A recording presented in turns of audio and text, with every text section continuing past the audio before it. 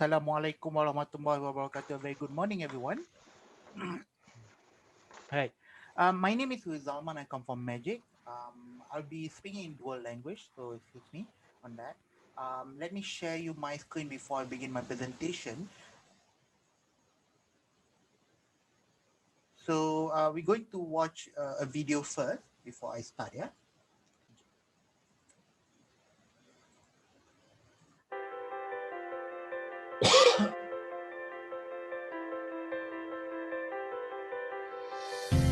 Suri ditubuhkan untuk membantu ibu tunggal dekat sini dengan memberi mereka skill dan juga peluang pekerjaan. Maridas is a social initiative aiming at empowering children through communities by providing a structured and sustainable reading program. At Project 57, our aspiration is to create a movement of hope of Malaysians who are proud to be Malaysian, standing together in unity, and also at the same time helping the underprivileged. In 2008, I set up Drop and Wash. We were looking for the alternative to traditional dry cleaning. At that time as well, there was a lot of homeless around. So the long-term impact is basically to give them employment and also upskill them and create a more meaningful life when they work at the same time. Masala Wheels is actually a social enterprise. We focus on an area which many people don't have much of an interest, which is youths at risk. So I feel that by supporting social enterprises through social procurement, it really helps social enterprises thrive and create better products that have been thought through about their sustainability, about their impact on the world, and also then influence other businesses to become social enterprises as well. And that's really important.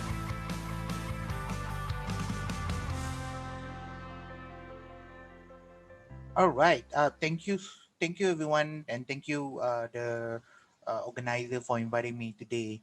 I'm going to explain a little bit what is social enterprise and how social enterprise is very crucial in solving, like what you see in my presentation here, social enterprise, real world problem, real business solution. So how the businesses is shifting and how the NGO and NPO is actually shifting to have more sustainable model. It's like what Tuan Haji Saiful has been sharing just now, how to make your intervention to the beneficiaries that you are benefiting more sustainable. In a sustainable way. It's not something that we rely on grants and rely on donation. It's not something that we do it just without the grant and we stop doing good. So this is something a little bit different model that what we are accustomed to, but maybe we can actually discuss more. So if you have any question, so feel free to put it in the chat so I can answer it by end of the session. I don't have a lot of time. I only have like 12, 15 to 20 minutes. So I'll go pretty quick about what is social enterprise and also share with you about what is the magic new grant under Penjana that's actually looking at into scaling up social enterprise. So magic is actually stand for. So we are not magic in terms of doing magic show things like that. We just an acronym stand for Malaysia Global Innovation and Creativity Center. So many people actually ask me this question: why magic is the one who do SE? Your name doesn't resemble enterprise. It doesn't resemble social because our name is the two keyword in our name is actually innovation and creativity. So these two traits is actually what makes entrepreneur good. Which is it's either you're looking at it doesn't matter either you are startup or technology based or you are social based. So you being innovative enough and you being creative enough to do your business. That's what makes you unique. So that's why our name is actually pretty much looking at into innovation and also creativity. So Magic was launched in 2014 by former US President Barack Obama and our former Prime Minister Najib Razak in 2014. So the main vision is actually to create a vibrant and sustainable ecosystem. It doesn't matter about startup and also social enterprise, built on impact driven on innovation and also inclusivity. So when looking at into social innovation and social enterprise ecosystem, that's a lot of players. Magic is not the only government agency looking at into that, but we also have our partners in JKM, we have our partners in MOF, we have our partners in several other ministries that sometimes we work together. And the one that hold the policy, the main policy on social entrepreneurship is not us. It actually belongs to MEDAC, Ministry of Entrepreneur Development and Cooperative. And Magic is actually not under MEDAC. We are under mostly Ministry of Science, Technology and Innovation. So when it comes to social enterprise, many countries have different definition of social enterprise. Malaysia have very unique definition of what is social enterprise. So let me explain about this definition. Yeah. So before I begin, I would like to say something what my CEO Hervey's been saying anywhere. Social entrepreneurs or business are change maker. They have the ability to reset capitalism. They have the ability to challenge charity organization, and they have the ability to disrupt the way that social good is delivered.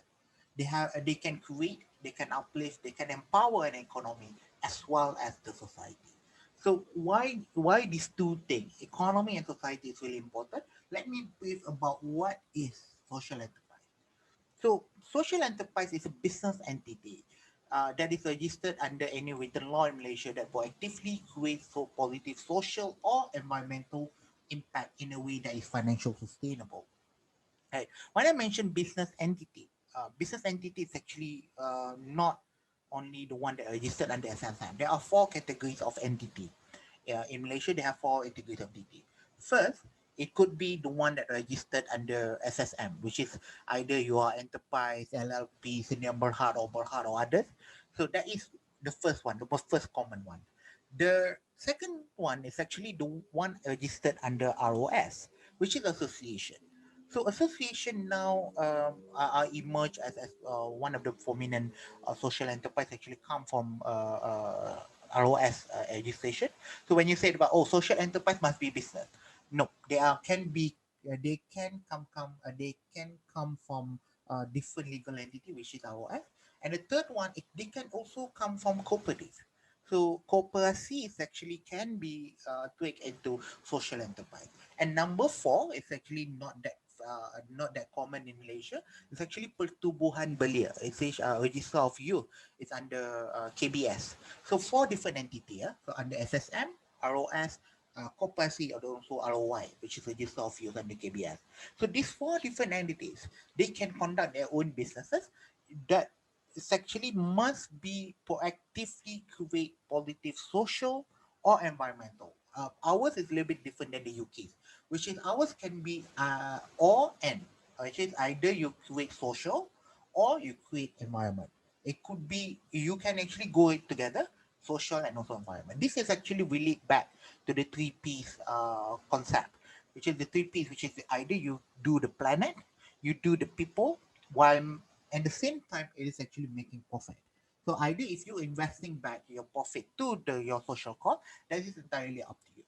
So based on this, we check on the three main elements. First, what is your organization mission? Do you have a very direct social mission being written to you? Then we look at it. What is your beneficiaries? You say that you are helping people. Which kind of people that you help? And then the third one, you look at into your business model. Do you have a sustainable business model? I really applaud what Haji Saiful been sharing just now. They have a unique business model to sustain their intervention to the orphanage. How they're doing it is actually really amazing. How they are being intervened, their business model when you look at it just now and he explained it, and as well as the project Pelang. So this is something that really important. So the three elements must be there in order to make you a social enterprise.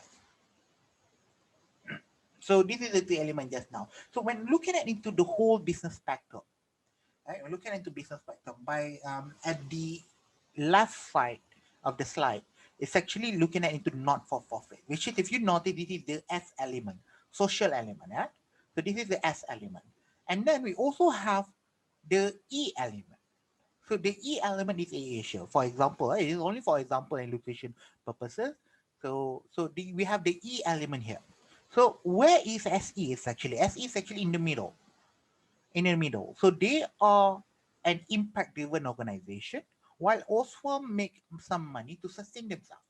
So it's not something that you are just for profit, and then we also have people that is there's a fine line between helping people and also we just recently, it's not recently, last year, we faced a case of exploiting orang asli. So this is something that is really crucial for us to actually look at into this as well. So there are fine line between you help or you exploit. So doing this, the whole business spectrum. So where do you lie on? Actually, we look at more and more organization, NGO, actually shifting to the towards the middle because they know they cannot sustain. They know that they cannot actually do it continuously, the intervention to the beneficiary. So they need to shift a little bit. I've looked at into, for example, we have a WWF. So WWF is actually selling item now, merchandise. They sell merchandise actually to help their fund a little bit so that they can sustain themselves. Even though they are not entirely an SE yet, but they are moving towards that. And we also have businesses like Asia now. It's shifting towards in the middle where Asia established Yayasan Asia and also Destination Good and things like that. So they are trying to shift a little bit because they know that impactful organization will make a change to the world. Right? I think same for all the participants here. You have an idea how to help and how to bring bigger intervention, how to actually look at it into sustaining your intervention while as well as making sure that you have enough profit to sustain yourself, right? So before I begin here, so there's one organization here called Heart Treasure. So what is Heart Treasure all about? Let me share you a little bit about their story by showing you a little bit of video. Even though both my parents were so skilled, but they were not earning enough money to support our I'm sorry, this video is actually mixed up. Let me show you another video. So yeah, so this one. Our angel here mostly come here 60%. Their parents actually already looking for a place, want to abandon them and neglect them. I'm Q. I'm the founder of Heart Treasures and Amber Heart. My another co-founder is Bong Pei Fong. So Heart Treasure is a social enterprise which giving the 18 and above youth with special ability like cerebral palsy, Down syndrome, slow learners, autism, including the special mothers for the job opportunity. Then at the same time, it's a therapeutic program. Based on the Sarawak newspaper, there is a 46,096, including 18 and below and 18 and above, special ability being registered. All over Sarawak, they only have 44 rehabilitation centers. There is a less than 5% job opportunity to be given to those special abilities. So that's why the Heart Treasure established to give the opportunity, uplift their skill, then therapy, change their characters, attitude, at the same time to proven to their family and sibling that they are good. Don't throw them, don't abandon them. At first, Heart Treasure established actually is we love to play a recycle to protect the environment. Our first year initially, most of our product is a recycling, upcycling product to add a value to become a meaningful item. How if the human being is almost been neglected and abandoned, then we transform them to become a meaningful person. Our first angel is Aming. Aming is a slow learner. He not be able to having a communication, to speak. I believe there is still a lot of people, the parents treating them badly. So Heart Treasure seeing this is a courtesy, it's an urgency. We start from there, then we growing bigger and bigger, more and more angel. So before push program, Heart Treasure has been awarded for the Magic Accelerator program. The year after, we've been awarded Amplifier Award. We've been also selected as an international leadership program in the US. My challenge face mostly, of course, funding because we need to run the operation costs. We start in the research and development. Through this research and development, we realize it needs a lot of funding, a lot of the marketing online. After the push program, it helping me in terms of three main categories. It's financially, networking, coaching. The push program itself, a lot of the mentor, they really give us the ideas how to market in the internationally, then what is the tagline should be used. through push program, we know how to categorize, how to classify, then how to train the angels.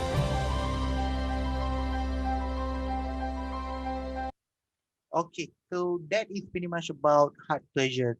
So Heart Treasure is located in Kuching, Sarawak, where the founder faced a lot of issues with some of the parents that have OKU PWD's kids.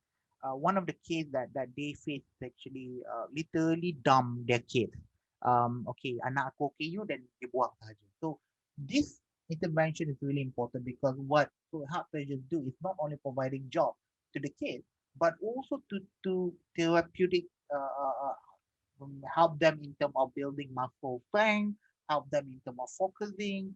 So if you notice all the necklace that was made by the PWD just now, that the angel they call it, um, it's actually handmade and it's actually a therapeutic program to help to build muscle skill and muscle memory of this CP, cerebral palsy, and these other OKU as well. So it's really interesting how she done it. And interestingly, their product is not only available in Malaysia, but it can go up to their product also available in Japan. So that's how crucial because most of the thing that I see, many people always have that skepticism. It's like SE ni mesti yang kecil-kecil, SE ni is actually the small businesses. I think sometimes we go beyond that. We do have SE that have generate revenue of millions, and like what Health Treasure too, their product is actually available worldwide, and then it's been exporting quite frequent to Japan, right? So when you said about you are a social enterprise, it's not something that you only claim to be. There's a set of guideline about saying, oh, you are a social enterprise. So for under national SEA guideline, social enterprise accreditation guideline, there's actually a set of rule that been set by the government. It's not entirely built by Magic. It's actually administered by MEDA, and then now Medic is actually the one who doing everything as compared to before it's only Magic. So Medic is actually the one that have the authority to give the recognition that you, yes, you are an SC. So um, why it's really important to give this because the government is supporting any SE, especially the business SSM registered SE. They can actually apply for tax allowance under it. It's under Section 4411C. It's quite similar to what the association get under 4411, 446. So it's quite that we call as SEA plus. So how do we determine this? So this is a set of general guidelines about how we say that you are SE. So the first is you have a clear social goal in your public document saying that okay, I established to help this, and then when you say that you do, so this is some of the indicator. So either you 45% of your workforce come from the advantage group, or 35% of your business cost towards your social cost or environmental cost, or it's like what Mr. Mr. Saiful actually explained just now, it's actually their profit. So if you are investing your profit, a lot of all of your profit or portion, in this case actually at least 55% of your profit, you distribute it back to achieve your social mission, you can actually get accreditation under FEA. And then of course the last part is actually your income need to be not grant. So it has to be majorly come from business transaction. It's not actually entirely relying on grants only. So based on this, I would like to explain just a little bit about what is social impact matching grant.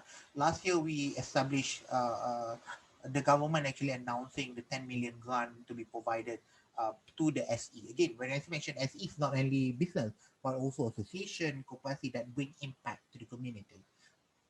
So if you are an accredited social enterprise or actually not accredited but towards that, if you have 30% workforce, thing like that, you can actually apply grant, a matching grant up to 500,000. So this is being given by the ministry, but it is a matching grant. Means that I do like how Project Pelangi and LPWP just now with their own fund, crowdfunding, things like that. Then if you got the crowdfunding, for example, you have for this particular intervention or this particular project that they wanted to do, you raise fund about 200,000. The government will give you another 200,000, so you'll get overall you got 400,000 to it.